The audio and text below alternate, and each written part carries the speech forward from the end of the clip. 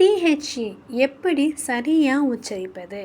THE என்பது ஆங்கிலத்தில் மிகவும் அதிகமாக பயன்படுத்துகிற வார்த்தை.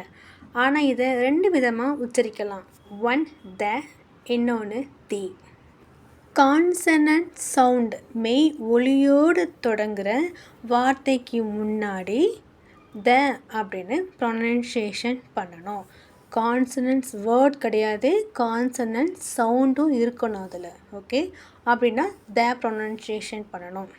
For example, the book, the cat, the dog, the pen, the teacher, இந்த மாதிரி. Another example, the university.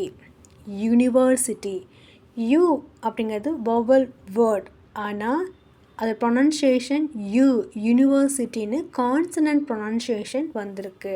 So அதனால் the university is correct. The யூனிவர்சிட்டினா அது ராங். வவல் சவுண்டு உயிர் ஒலி கொண்டு தொடங்குகிற வார்த்தைக்கு முன்னாடி தி அப்படின்னு நம்ம உச்சரிக்கணும், ப்ரொனன்சியேஷன் பண்ணணும். For example, the elephant, the orange, the egg, the umbrella. இதில் இன்னொரு எக்ஸாம்பிள், தி அவர். இதில் கான்சனன்ட் வேர்ட் வந்திருக்கு, ஆனால் ப்ரொனன்சியேஷன் வவல் சவுண்ட் வந்திருக்கு. ஸோ அதனால் தி அவர்.